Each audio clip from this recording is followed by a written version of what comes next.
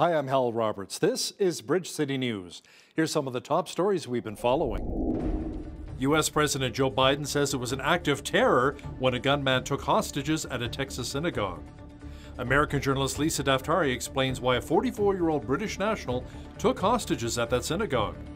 And a new COVID-19 pill has been approved for use in Canada. Health officials say it's on its way. Your nation, your province, your southern Alberta. From the heart of Lethbridge, it's Bridge City News with Hal Roberts. Thanks so much for joining us. A gunman who took hostages at a synagogue in Texas over the weekend is dead, and apparently the hostages escaped. The perpetrator was identified as 44-year-old British national Malik Faisal Akram. Akram was demanding the release of a Pakistani neuroscientist who was sentenced to 86 years in prison for the attempted murder of U.S. military and FBI officials. U.S. President Joe Biden called the hostage standoff in Texas an act of terror. This is an act of terror, and it not only was related to someone who had been arrested, I might add, 15 years ago and been in jail for 10 years. The idea is it was something new. They did just a great job. I also told him that I wanted to make sure we got the word out to synagogues and places of worship that we're not going to tolerate this, that we have this capacity to deal with assault on particularly the anti-Semitism that has grown up. And so, and I'll be talking with, I put a call into the rabbi. We missed one another on the way up here. But they should rest assured that we are focused. We are focused. The Attorney General is focused on making sure that we deal with these kinds of acts. Now, as you may know, Texas has an open carry policy, which means people can legally carry their guns. I asked American journalist Lisa Daftari why the standoff took more than 10 hours, considering congregants at the synagogue should have had their guns. According to this source, who I was able to speak to firsthand, he said that he left this congregation because the environment became too progressive, the mindset became too progressive, the rabbi was too woke, for lack of a better word, and he did not allow them to carry guns into the services anymore. Lisa will have more on the Texas synagogue standoff coming up in the second half of our program. Health Canada has approved Pfizer's COVID-19 pill. The company says it has already shipped some to Canada for use. 1 million courses of the treatment have already been purchased by the federal government. Health officials say this is the first oral medication approved for COVID-19 that can be taken by patients within 5 days of infection. Paxlovid is a combination of 2 different drugs to be taken together twice a day for 5 days. This prescription drug, which can be taken at home, will be used to treat adults with mild to moderate symptoms who are at high risk of progressing to serious illness. This is welcome news that we hope will help save lives, reduce illness, and lessen the burden on our healthcare systems and healthcare workers. Chief Public Health Officer Dr. Theresa Tam says due to supply constraints, the Public Health Agency of Canada is asking provincial governments to prioritize the highest-risk patients for the medications. Dr. Tam says Canada may be approaching the peak of the Omicron wave. New federal modeling shows that the wave may just be cresting or about to, but health experts will not know for another week or so. I think a number of provinces, the biggest ones, put it this way, who have particularly experienced the Omicron surge the earliest, are seeing some stabilization at a very high level, but some stabilization in the daily case rates. So I think this is the early signal that we could be approaching that peak. All I'm saying is that there's a gray zone or a zone of uncertainty that you're seeing in either the projections, but also in the actual case trends. So I think come back in about a week, we'll probably have a little bit more information as well. The federal government's vaccine mandate requiring all truck drivers who enter Canada to show full proof of vaccination has some truckers already parking their rigs. It's believed about 90% of truck drivers who are fully vaccinated are parking their trucks in support of the 10% who are not. This means even more supply chain issues for Canada. Canadians receive 52% of all goods from the United States on the back of trucks. Al Nelson of CJD Trucking says basic resources like food and clothing will be in short supply. There's approximately 30,000 trucks cross the border every day. And if there's, you take 10% out of that equation, that's 3,000 that aren't going to make it across. And with our supply chain issue already challenging to say the least, just increase that by 10%, and it is going to have an impact on just about everything. That's going to be exasperated by another 10%. Now, starting this weekend, truck drivers from across the country are set to begin a cross-Canada convoy with the final destination of Ottawa to protest the mandate. The vaccine mandates for truckers entering Canada has started to cause disruption in the supply chain, which can be seen right here in our city in Lethbridge. The shelves at a West Lethbridge supermarket are barren in some parts. According to the president of the Canadian Trucking Alliance, Stephen Lakowski, up to 26,000 of the 160,000 truckers who make regular cross-border trips are being sidelined. This adds further bottlenecks and potential price hikes to the flow of goods into our country. He adds that Canadian trucking companies have been working to adjust to the mandate by reassigning unvaccinated truckers to domestic duties. Just as we've been enjoying Chinook and plus-degree temperatures with next to no snow, a winter storm hit the central part of the country. Environment Canada issued snowfall or blizzard warnings with up to 60 centimeters of the white stuff in both Ontario and Quebec. In Toronto, paramedic services posted on Twitter warning residents that the weather is currently causing them to experience delays on the roads. Canada Post also announced a halt to their services, saying daily service and delivery will resume once conditions are safe enough to do so. The past week, Lethbridge has been dealing with our Chinook winds. Now, these type of winds are said to be triggers for people who are dealing with migraines. A study out of the University of Calgary shows many patients are sensitive to Chinook winds. A retired professor of clinical neurosciences and medicine, Werner Becker, says most migraines happen when the barometric pressure drops. In Alberta, we're lucky in the sense that we have a very powerful weather system, the Chinook winds, which are a very dramatic change. And the patients we studied, one group of patients had their migraines on the day before the Chinook came in. That's when they started. And we assume that following barometric pressure triggers those, because when the wind comes in, the barometric pressure is falling, and that's why the wind comes in. And if you're a migraine sufferer, Becker says the best way to treat the headache is with medication. You know, I know a lot of people who suffer from migraines related to those Chinooks. Those legendary Chinook winds may be leaving us temporarily. Jeanette Rocher is here now with a quick look at the weather forecast. Jeanette, we may be seeing some snow arriving soon? Well, yeah, not only snow, but we're also looking at strong winds, blowing snow, and a rapid drop in temperature as well for this evening in southwestern Alberta.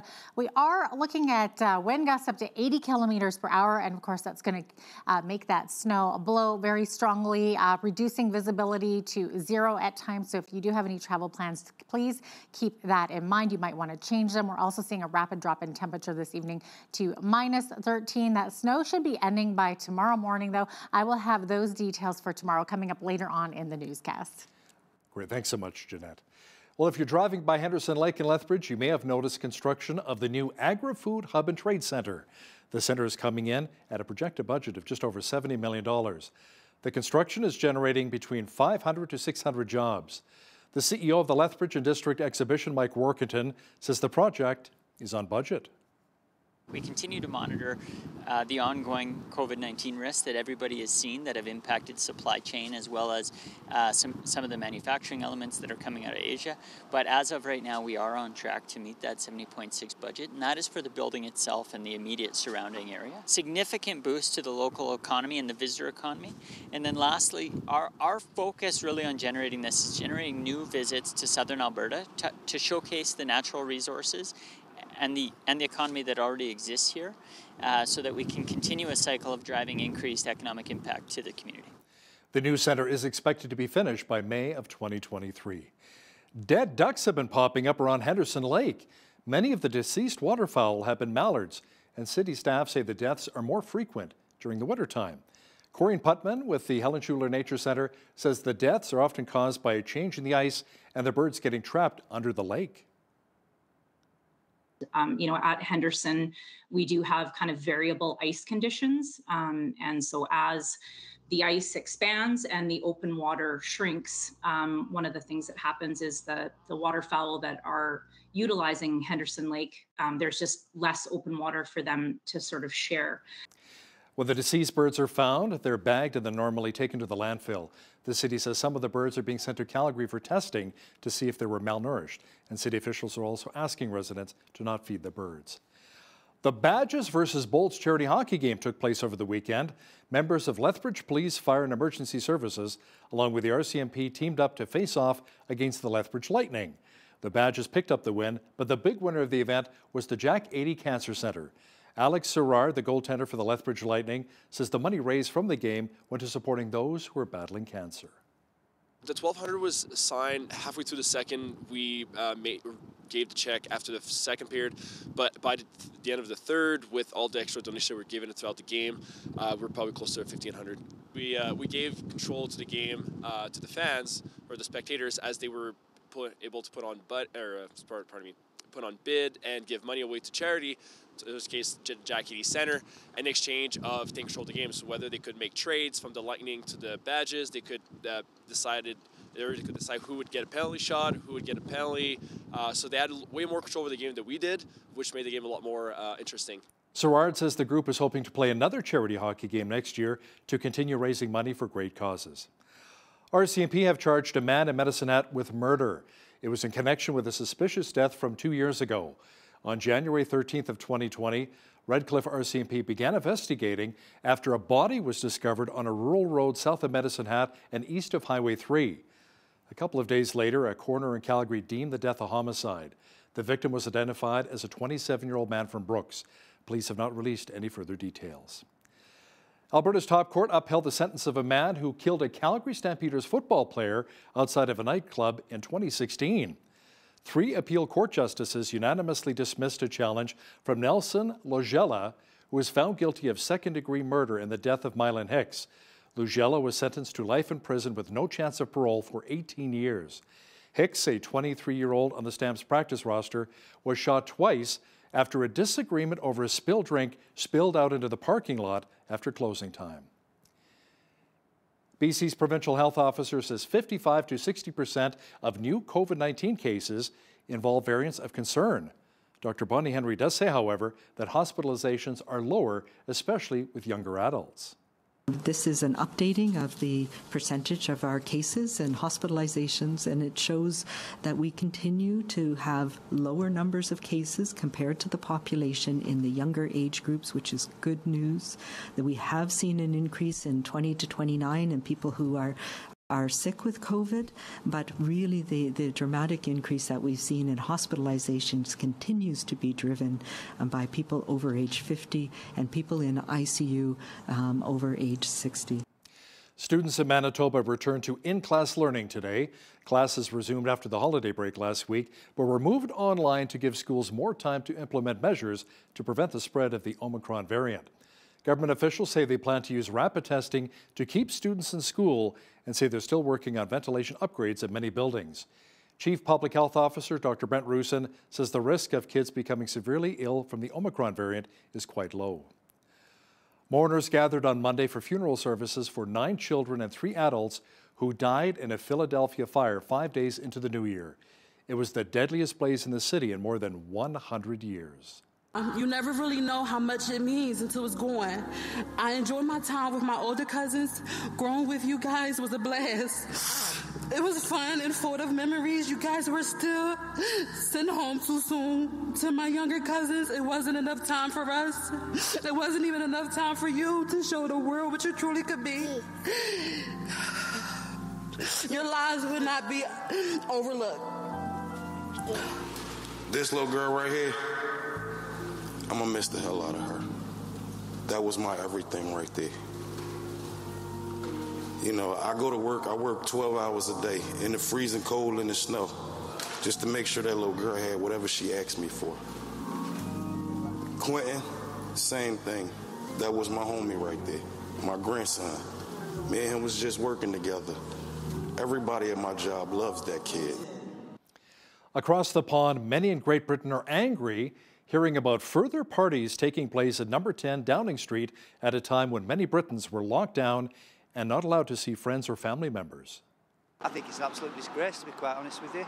You know, I think, when we were in lockdown and people were having to sacrifice things, including the families, seeing the families and friends and doing as they were told to, you know, save lives, protect the NHS, and then you see things like this happening at number 10. It's an absolute disgrace. I think, to be honest, the general public have grown quite tired of the revelations and the stories that have come out. There's obviously a lot of anger, I suppose, from people who've been directly impacted by the pandemic and who've lost loved ones, which you can understand. But look, I think these things have gone on that long now that, you know, I'd say a lot of the public have just kind of lost interest in the stories and maybe politics in general, given the sleaze that's going on. I just think it's an unfortunate situation and a bit hypocritical. You know, the country was in lockdown and we all were following the different rules, and so it's unfortunate that the government has kind of found a way to break the rules in a way that they seem is appropriate. So yeah, I'd say hypocritical is kind of the word that comes to mind. Not a lot of snow there, not a lot of snow here either. We've been quite blessed enjoying very mild temperatures for this time of year in Lethbridge. It appears, however, as though the mercury will be plummeting and we'll be receiving more snow soon. Full weather details are coming up.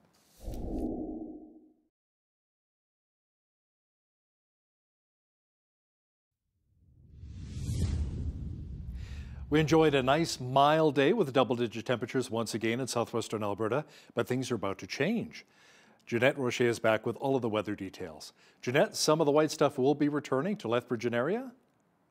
Yeah, Hal, that's right. But besides the snow, we're also seeing a little bit of everything this evening, including strong winds, blowing snow, and a rapid drop in temperature. So that temperature is going to drop this evening to minus 13 degrees. Snow is going to be blowing, at times reducing visibility to 0. So definitely think about that if you have travel plans. Now, the winds should be tapering off a little bit overnight into tomorrow. We're looking at winds of 30 to 50 kilometer per hour gusts, as opposed to the 80K wind gusts this evening. Same thing for the snowfall. That snowfall should be tapering off by tomorrow morning. Tuesday's high, though, minus 14. By the end of day tomorrow, we should be beyond all of that yuckiness that we're going to be seeing this evening. Into Wednesday, the sun will shine again. Minus 7 is the high. And then the temperature is going to rise on Thursday. Back to the plus temperatures for 6 degrees, 5 degrees on Friday with mainly sunny skies. And for the weekend, we're looking at a high of 9 and then back up to 13 degrees on Sunday, which is where we were at today. So it's going to be like a full circle this week. We're going to go from 13 back to 13. Not bad, though, when you consider the average temperatures for this time of year. Average high, minus 2. So we've mainly been above that there. Minus 14, the average low. And with our lower overnight temperatures, we're only going to be there. So we're doing not too bad for this time of year. 12 degrees was our high temperature back in 1976. Our lowest on record was minus 41. That happened back in 1950. 8:21 is when the sun rose this morning, and our sunset this evening, 5:02 p.m., giving us 8 hours and 41 minutes of daylight. So we're definitely seeing the days getting a little bit longer there. Victoria's high tomorrow, 8 degrees, seeing periods of rain and drizzle.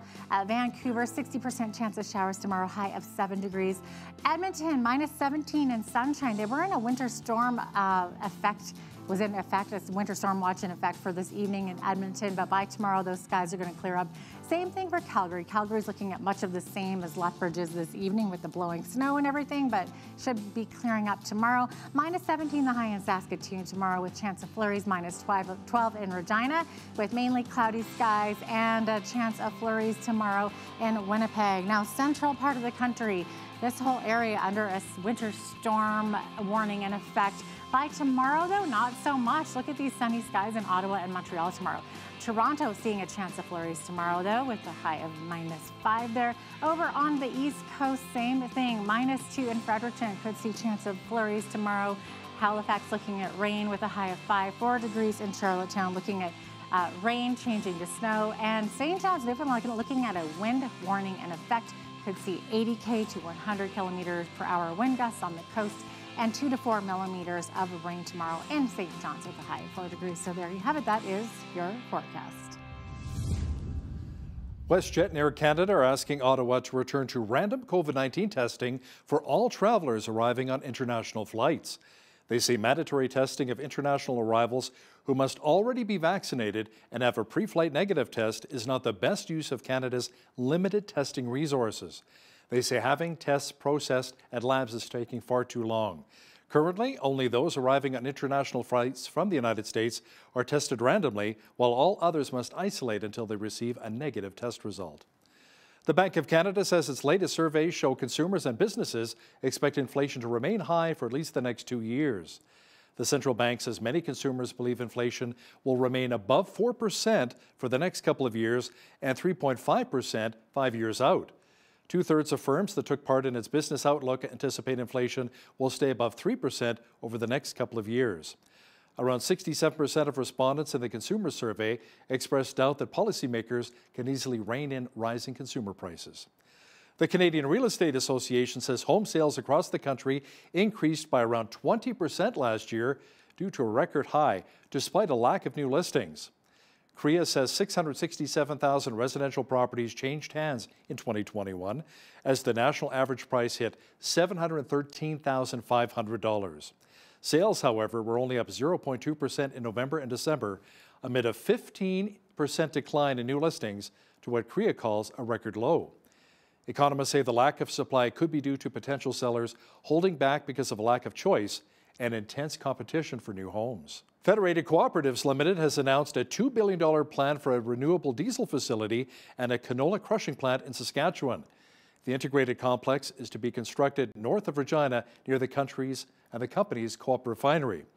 It will be in partnership with global pulse processor and supplier AGT Foods. The province says once built, the plant will have a production capacity of 1 billion litres annually, and the canola facility is expected to produce around 450,000 tonnes of oil. Premier Scott Moe calls the project one of the largest investments in the province. Now, here's a look at today's markets. Being that it was Martin Luther King Day, the indices were closed in the United States. The TSX, however, was up today 179 points to 21,537. Now here were Friday's values south of the border. The Dow was down 201 points on Friday to 35,911. The S&P 500 was up 3 points to 4662, and the Nasdaq was up 86 points to 14,893. West Texas Intermediate Oil was up 48 cents to 84.30 US per barrel. Natural gas was down a cent to 4.25 US. Gold was even at 18.1923 US an ounce, and silver was also even at 23.02 US an ounce. Wheat is at $11.97 per bushel, barley's at $9.62, canola's at $22.08, and corn is at $10.46 per bushel. The livestock prices were also Friday's prices due to Martin Luther King Day. Live cattle were up 98 cents on Friday to $137.98. Feeder cattle were down 23 cents to $162.70, and lean hogs were up 3.05 to $80.90. The Canadian dollar was down slightly over the past 24 hours to 79.89 US.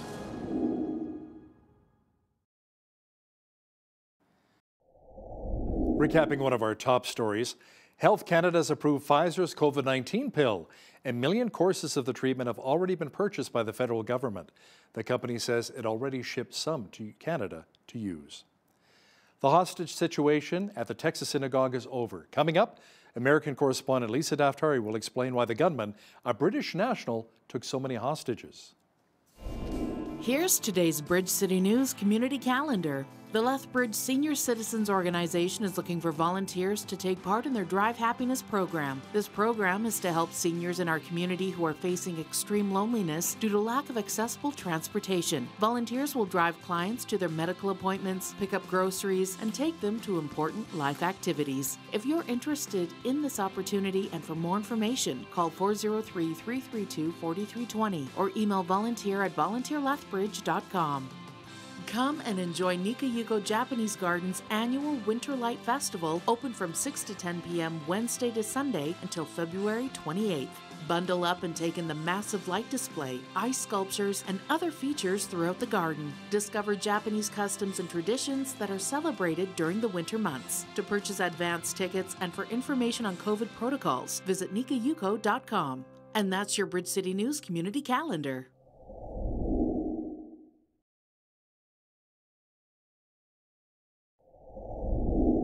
The 4 remaining people who were held hostage at the synagogue in the U.S. state of Texas have been safely released. This is more than 10 hours after a gunman disrupted a religious service and began a tense standoff with police there.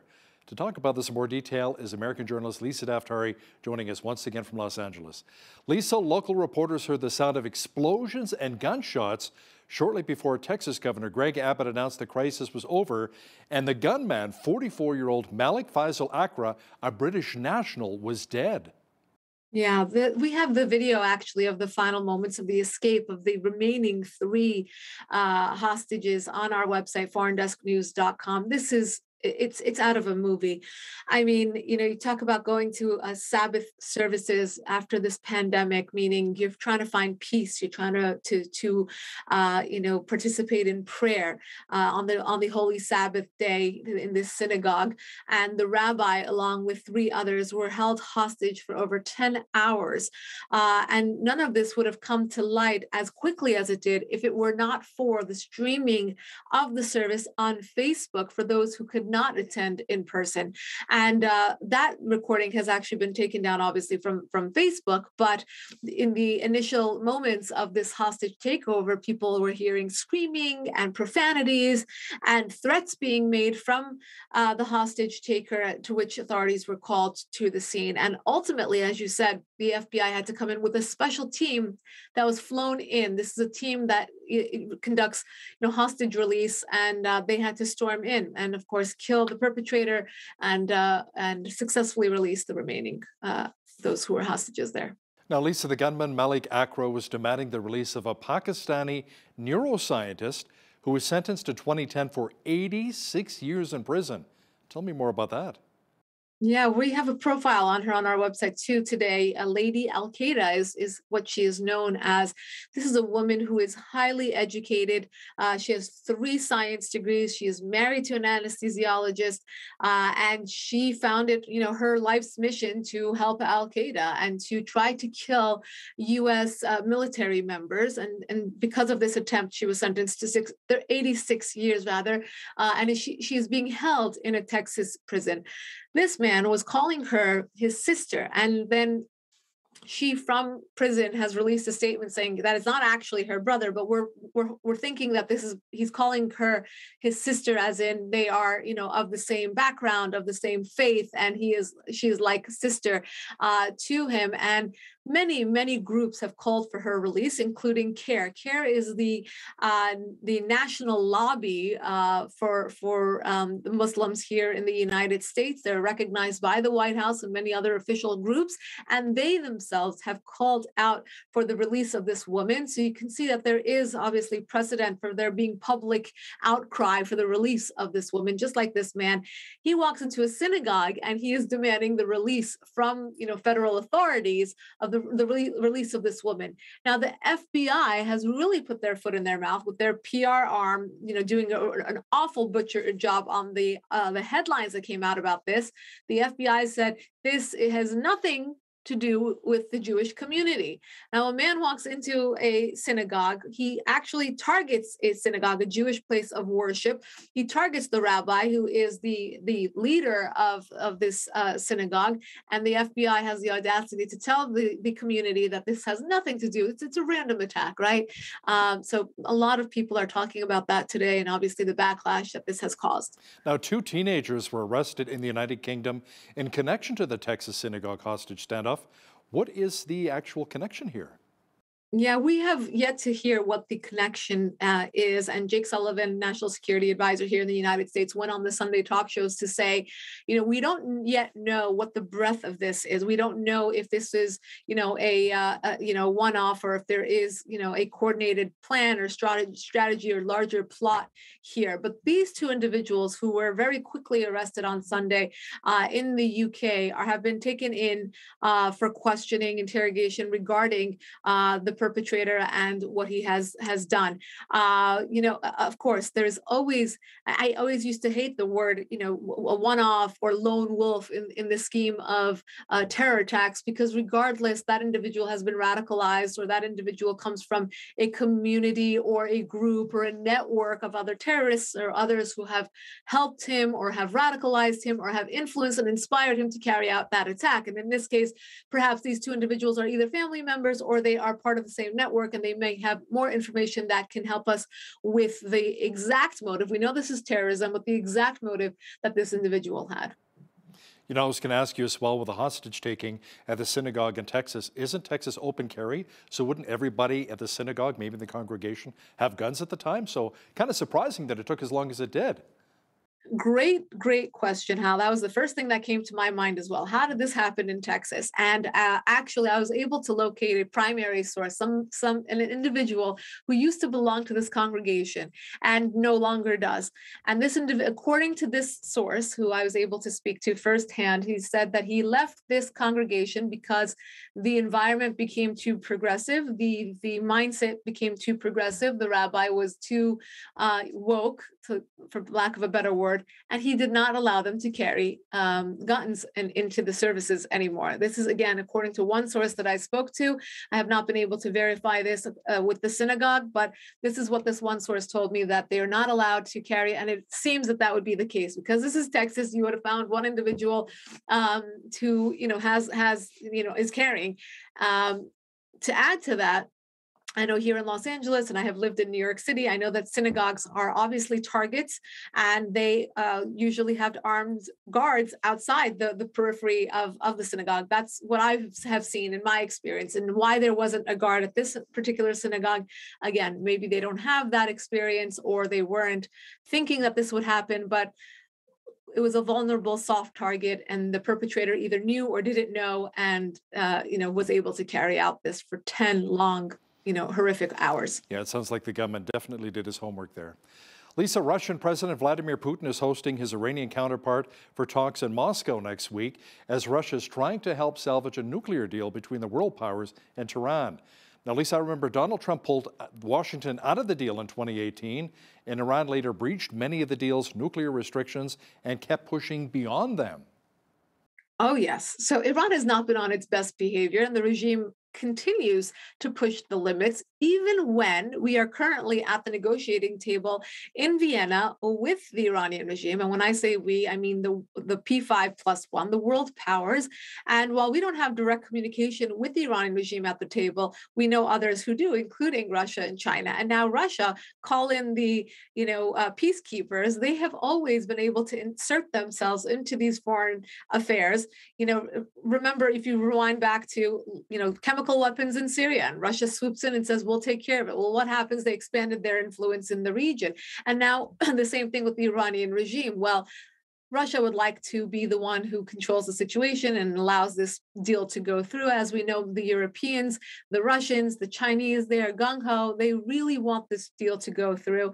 The United States, we do have an administration that is very much wanting this deal to go through, but they have to actually be a bit more cautious because, again, the details here don't paint a pretty picture for us to get back into a deal or to normalize relations or to release the sanctions or to unfreeze the assets for the Iranian regime. And now you have Putin and President Raisi of Iran meeting next week. That this is not a good situation. I think the United States and world powers should wake up to the fact that the Iranian regime is either not interested or they believe that they have such of an upper hand in this situation that they're the ones who are going to call the shots without changing any of their behavior, without stopping the support of terrorism, without stopping to financially support terror groups and activities in the region, and of course, their weapons program.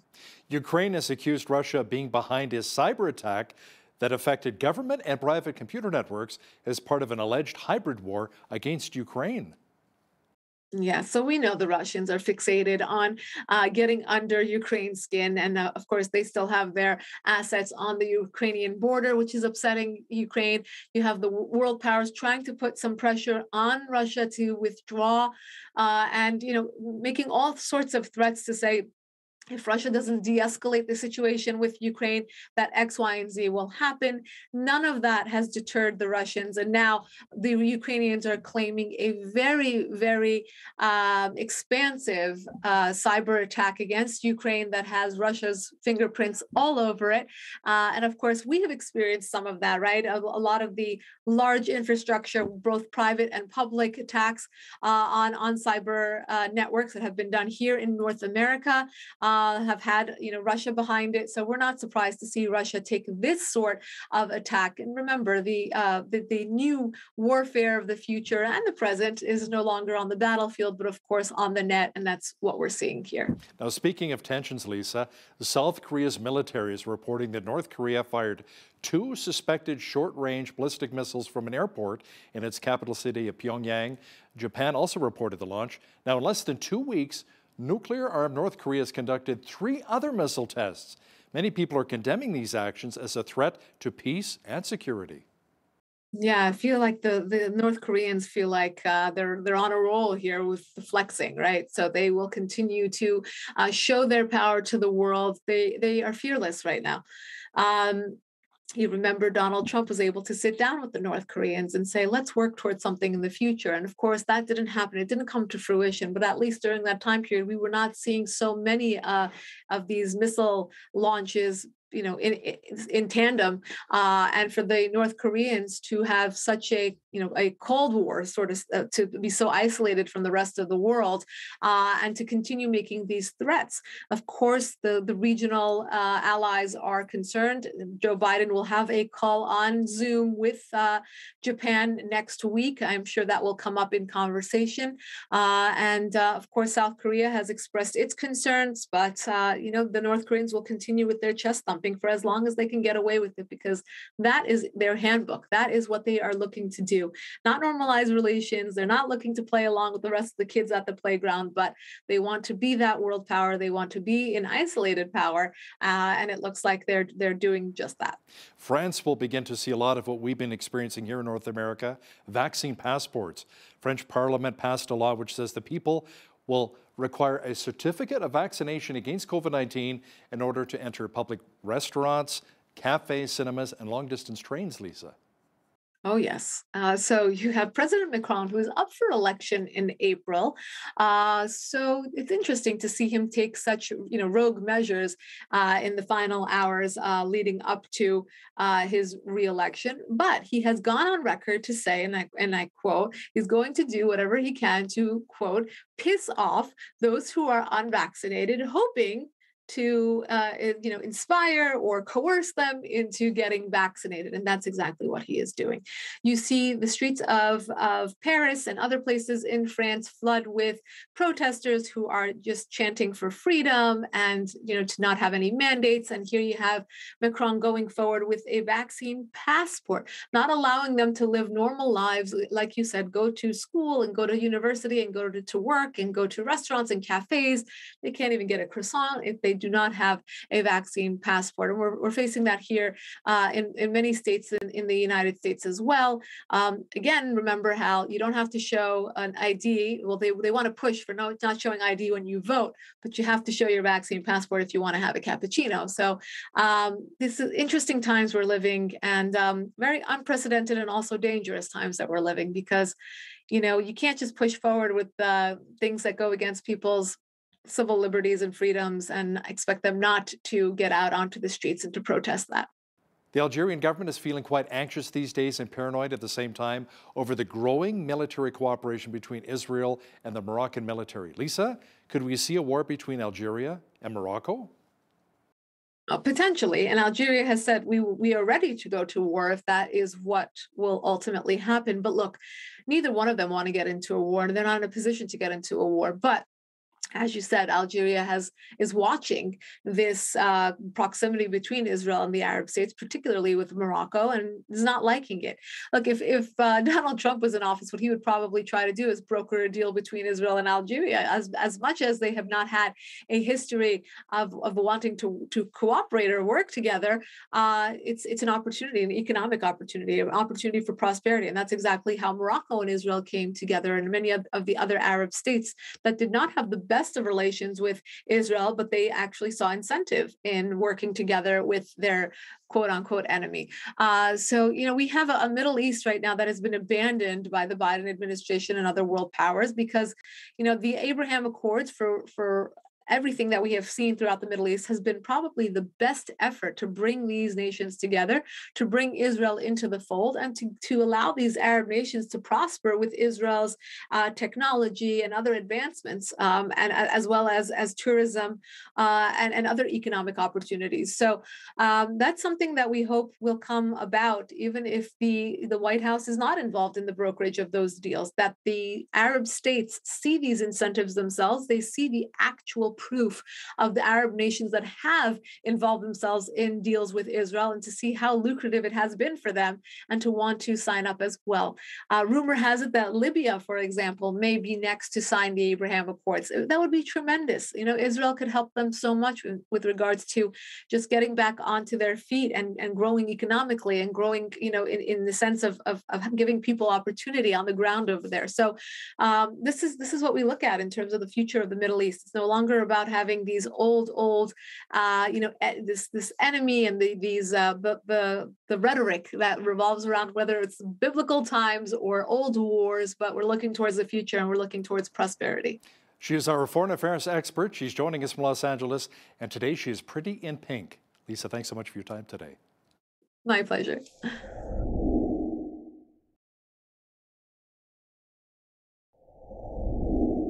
The COVID-19 pandemic has certainly taken its toll on everyone, including our seniors. Now, the winter is here. That can also pose a lot of challenges for our seniors. How should we best help those in our community most vulnerable who need assistance? Joining me now to discuss this is retired Lethbridge pastor Abe Locke, who's a senior himself. Abe, welcome back to Bridge City News. Thank you very much. It's good to be here. Abe, what are some of the biggest challenges that winter presents for a lot of our seniors? Well, I think there's a number of things that winter presents. Number one, the sidewalks, the roads, everything gets a little slippery. Number two, a lot of seniors still love to drive. Getting out in the car feels a little insecure and dangerous for them. And so what happens is they stay home a lot more, and then loneliness sets in. And unless somebody is willing to give them a hand in that, winter creates a bit of a problem for them. And loneliness is an issue. And I think that's where a lot of us who have the abilities need to get involved in their lives. I know some seniors still have to get out there and shovel the snow. My mother-in-law is a fine example, 79 years young. But sometimes that can be a bit of an issue, and that can also be dangerous at the same time, right? That can be very dangerous. You see, Hal, to me, there are some issues here. I know that we often talk about the church getting involved in things like this and helping our seniors. Well, my question is, who is the church? You and I are the church. And I think too often we see the church as a building or our leadership people. And a couple of Sundays ago, we had an incredible message from one of our pastors talking about the ministry belongs to the people. And we, the people, are the church. So how can we help these seniors during the winter months? I think most of us probably know of seniors struggling. We shouldn't look to the church to set up a program, Hal. I think we are the church, and therefore we can set up our own programs. We can look after some of these seniors. We can drive them to church. I know in our church, I know a number of people that go and pick up seniors in the winter particularly, and they'll take them to church with them. Now, I know that during COVID, that's been a bit of a challenge, and so we can talk about that as well.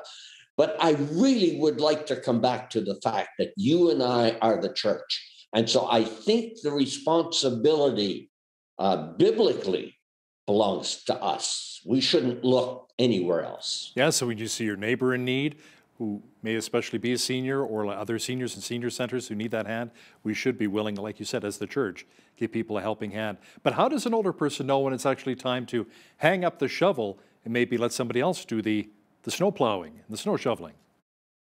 Well, I know for myself, I live in a condo. And by the way, that leads to an issue as well. More and more of our seniors, Hal, are living in condos or living we happen to live in a ground level condo, not a high rise. And so I could be shoveling. But because it's a condo, I have monthly fees that go into that. And like, for example, this morning early, the guys were out here taking care of all of my snow. So I don't have to think about that anymore. And I think there are a lot of seniors that are living places like this, so it's not as big an issue anymore. But I know a good friend of mine who still lives in a house. He has a regular fella from his neighborhood, a young fella who wants to make some money. And he simply has hired him to take care of all snow shoveling. And again, I think if we realize this, we know the people that are living in houses and need their sidewalks shoveled and their driveways shoveled. We need to get involved in that and help them out. And if we have, like I have a lot of grandchildren in their area, if we have grandchildren that we can hire to help with this, I think that's a great idea as well. It's something, we are the church. And so it's something that we can do. We don't need to wait for a program from the church. Abe, let's touch base on the COVID-19 pandemic and how it's really impacted our seniors. With the current restrictions, it's a real challenge to be able to visit people in long-term care facilities. Do you think churches should maybe consider setting up teams to either take turns phoning or connecting via Zoom to make sure that seniors get some sort of a visit? Well, again, Hal, I want to say, who is the church? We are the church. And sometimes these things need help, organization from church staff or something like that. But on the other hand, I think we can also, on our own, do this kind of stuff. Now, I know that in our church, we did something particular at the beginning of this COVID, and apparently it is still going strong. The church organized a number of people who had the time and who were willing to phone. And then we divided the church totally and gave the names and phone numbers to these people. And then they would call. Every so often, they would call just to be in touch. So yes, I think that's a good plan. On the other hand, I happen to also be a small group leader, and we have a lot of small groups. So I think the responsibility of the small group leader could take care of that as well. Keep in touch with the people that are in your group. And a lot of them are young people, that's fine. You can still be in touch. I happen to have a more senior number of people in my group. So I make it a point to try and call them now and then. And of course, the other thing that we did, Hal, we had a number of people in a senior's home that were still really with it, but they didn't like to drive or come out, especially in the evenings. So I took part of my group and I went to a certain home where these people were, and I did the Bible studies at the home so that they didn't have to move, and we did it in the afternoon because most of these people could come. So there are ways that we can help these people not have to move out and yet be involved and have contact weekly. When people feel lonely and isolated, sometimes they fall into a self-pity trap. Any advice for seniors on how to keep a positive outlook on life? Well, that's a challenge because there are certain people who are more assertive. For them, it's easier because they'll get on the phone, they'll make contact, they'll do that themselves. And that's a very positive thing to do. Don't sit back and wait for everybody else. But then there are those who are quiet and reserved. I would encourage them anyway. Get involved. You also have time. You also have a telephone. Don't wait around for somebody else to do it. And if you have someone, for example, my wife and I help at a thrift store 2 or 3 days a week. Well, we're still able. So that really helps, especially during COVID, because the thrift store, it closed for a while at the beginning, but then, stores were allowed to be open with restrictions. So we were allowed to go and help. That makes a major difference. And like you said before, if people can't get out, that's more of a challenge. But I have a good friend whose mother was kind of quarantined in her home, but they were allowed to have a bubble. And so she and her brother were the bubble part. They went weekly to see their mother to make sure that she didn't get too lonely. So we can do that if we're vaccinated or whatever. Now, Abe, driving can be extremely difficult, especially in the winter months. So a lot of seniors simply don't go out. They feel like a shut-in. Do you think there's maybe an opportunity that we can maybe get groceries for some of our seniors, even drive them to the store, or maybe even join them for a mall walk, take them to the mall? I think we can definitely do that, and I've seen it happen. I know that some of my friends do that for their parents, and people do want to get out, and unfortunately, some of them want to drive so badly that they actually do get out in their cars, and it's not a good scene out there in the roads. But I think we definitely can do that. But again, I come back to the fact that who is the church? We are the church. We can look out for these situations, especially somebody like my wife and myself, for example. We're on in age a little bit, but we're still able to help. We're still able to drive. We're still able to do those things. We know of people our ages and older, and I think we need to make that contact without waiting for, let's say, the physical church, the leadership of the church, to do something about that. We can lay hold of that. Abe, it's always great when young people make time to help seniors figure out their computers and their cell phones. Now, the interesting part seems to be that when this happens, there's often an exchange of sorts with seniors maybe sharing some stories and wisdom with the younger generation, and there's that solid connection there, isn't there? I used to work with youth back in Calgary as a ministry. We deliberately set up these kinds of things with the seniors in our church. We took the names of these people, we would get in touch with them, we would plan a visit, and then we would take a number of our youth to their place, and we would spend time with them and have a visit with them, just to visit, just to get across communication between youth and seniors, because seniors have a lot to offer. And I think sometimes we miss out on that by kind of setting them off to the side a little more than what we should. And I think it's a great idea. That kind of thing probably needs to be planned by the youth sponsors in the church. That's something that our youth will probably not do on their own. So I think that's where leadership can really get involved and do some planning and have that communication. I think that communication is essential for both the youth and for our seniors. Now, another area where we could perhaps help some of our seniors with is small home repairs, or maybe even help change a tire, for example. What are your thoughts on those? Wow, I think that's a great possibility. For example, I have a couple of good friends who are mechanics, and all I need to do is make arrangements for these seniors with them. I mean, for me, I'm not a mechanic, so I can't help much. But I do know people who can. And again, because we are the church, we can make those arrangements and we can help. I remember the one church that I was in British Columbia, we were pastoring. We had what we called a help board in the foyer. And people that needed help would come and write on there what they needed. They would put their name and phone number on. Other people who had the ability would look at the board every Sunday and say, oh, okay, here's something where I can go and help. It was a great plan. And it was on the board in the foyer in the church. And so people communicated that way, and a lot of help happened, not only to seniors, but to single moms and people like that as well. I thought it was a great idea. It worked well. Abe, any final thoughts on what we can do to better serve our seniors in our communities? Let's remember what the Bible's definition of church is. In Romans 12, in Ephesians 1, it talks about being the body of Christ.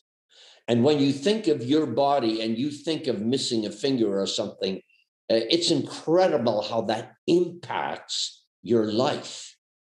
And so if we think of that as the church, we are the church.